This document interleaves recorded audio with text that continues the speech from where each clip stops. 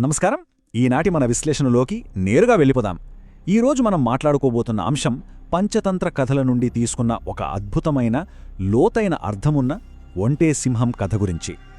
మనం ఎంచుకునే స్నేహితులు, మన చుట్టూ ఉండే మనుషులు మన జీవితాలను ఎలా శాసిస్తారు, వాళ్ళ వల్ల ఊహించని ప్రమాదాలు ఎలా వస్తాయి అనేది ఈ కథ కళ్లకు కట్టినట్లు చూపుతుంది.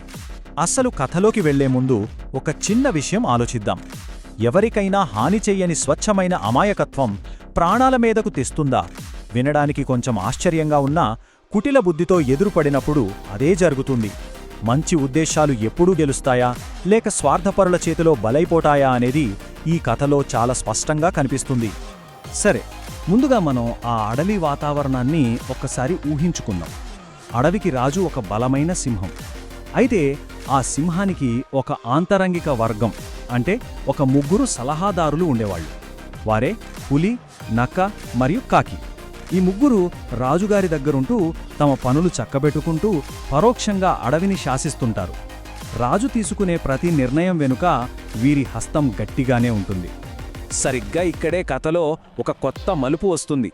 క్రూరుడైన తన యజమాని పెట్టే హింస భరించలేక పక్క గ్రామం నుంచి తప్పించుకుని వచ్చిన ఒక అమాయకపు ఒంటె ఈ అడవిలోకి అడుగుపెడుతుంది. దిక్కులేని స్థితిలో ఆశ్రయం కోసం వచ్చిన ఆ ఒంటెను ఈ సలహాదారులు రాజుగారి దగ్గరకు తీసుకెళ్తారు. ఇక్కడ మనం ఒక ముఖ్యమైన వ్యత్యాసాన్ని గమనించాలి. ఒకవైపు కండలు తిరిగిన శరీరమున్న, ఏ పాపం మెరుగని ఒక అమాయకపు సాధు స్వభావం ఉన్న ఒంటె. మరోవైపు చూస్తే పైకి రాజుగారికి విధేయులుగా నటిస్తూనే లోపల ఎప్పుడూ స్వార్థంతో రగిలిపోయే జిత్తులమారి సలహాదారులు. వీళ్ళిద్దరి మధ్య అసలు పొంతనే ఉండదు. కాని సింహానికి మాత్రం ఒంటె నిష్కపటమైన ప్రవర్తన బాగా నచ్చేస్తుంది. క్రమక్రమంగా ఆ ఒంటె రాజుగారికి ఆప్తమిత్రుడుగా మారిపోతుంది. ఎంతలా అంటే ఏకంగా ప్రధానమంత్రి స్థానానికి ప్రమోషన్ వచ్చేస్తుంది. ఇక ఆలోచించండి, నిండగాక మొన్న వచ్చిన కొత్తవాడు ఇంత ఉన్నత స్థానానికి వెళ్తే ఆ పాత సలహాదారులైన పులి, నక్క, కాకిలకు ఎంత కడుకుమంటగా ఉంటుందో కదా. అంతా సజావుగా సాగిపోతోంది అనుకునే లోపు అడవికొక పెద్ద విపత్తు వస్తుంది. సింహానికి తీవ్రమైన జబ్బు చేసి కనీసం కదలలేని పరిస్థితి ఏర్పడుతుంది. రాజు వేటకు వెళ్ళకపోతే మిగతా వాళ్లకు కూడా ఆహారం దొరకదు కదా. దానితో అడవిలో ఆకలి కేకలు మొదలవుతాయి. ఇలాంటి సంక్షోభ సమయంలో ఆ దుష్ట సలహాదారులు ఏం చేశారనుకుంటున్నారు? కనీసం వేటాడి రాజుకు ఆహారం తీసుకురావడంలో పూర్తిగా విఫలమవుతారు.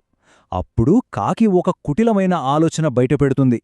అదేంటంటే ఆ అమాయకపు ఒంటెను చంపి తినేద్దామని. కాని ఆశ్రయం కోరి వచ్చిన జీవిని చంపడం మహాపాపమంటూ సింహం ఆ ప్రతిపాదనను ఖచ్చితంగా తిరస్కరిస్తుంది.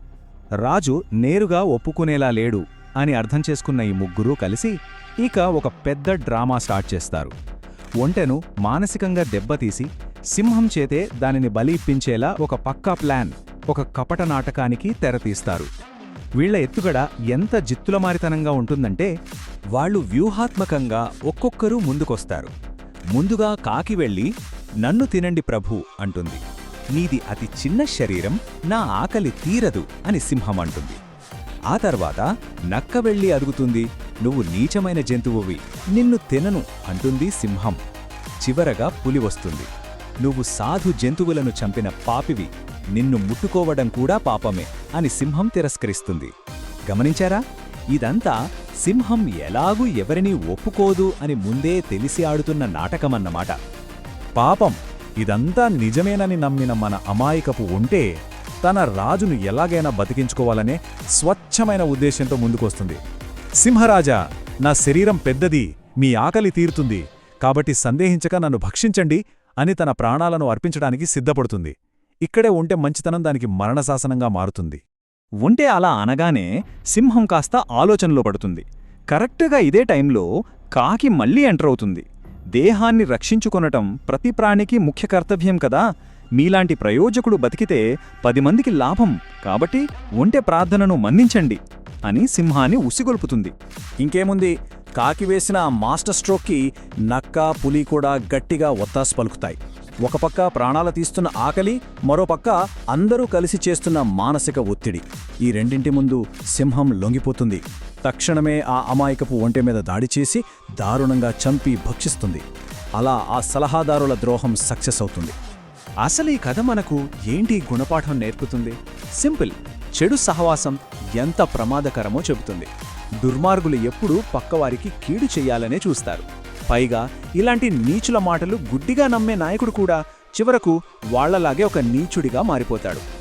నకిలీ స్నేహితులు అమాయకత్వాన్ని తమ స్వార్థానికి ఆయుధంగా ఎలా వాడుకుంటారో ఇక్కడ స్పష్టంగా కనిపిస్తుంది. సింహం అడవికి రాజు కావచ్చు, ఎంతో బలమైనది కావచ్చు, కానీ తన చుట్టూ ఉన్న ఆంతరంగ వర్గం దుర్మార్గులది కావడం వల్ల తనను నమ్ముకున్న ఒక మంచి మిత్రుణ్ణి తన చేతులతో తానే చంపుకునే స్థాయికి దిగజారింది. ఇది చెడు సహవాసం వల్ల నాయకత్వంపై పడే ఒక శాశ్వతమైన మచ్చ. దీనిని ఎవ్వరూ చెరిపేయలేరు. సో, ఈ విశ్లేషణను ముగించే ముందు మనమొక లోతైన ప్రశ్న వేసుకోవాలి. మన జీవితంలో మనం ఎవరి మాటలు వింటున్నాం? మన ఆంతరింగిక వర్గంలో ఉన్న ఆ సలహాదారులు నిజంగా మన శ్రేయస్సు కోరుకుంటున్నారా? లేక పైకి రక్షిస్తున్నట్లు నటిస్తూ లోపల మన కోసం వలపన్నుతున్నారా? మంచివాళ్లతో స్నేహం ఎంత ముఖ్యమో, ఇలాంటి చెడ్డవాళ్లను గుర్తించి దూరం పెట్టడం కూడా అంతే ముఖ్యం. మరొక ఆసక్తికరమైన విశ్లేషణతో మళ్ళీ కలుద్దాం.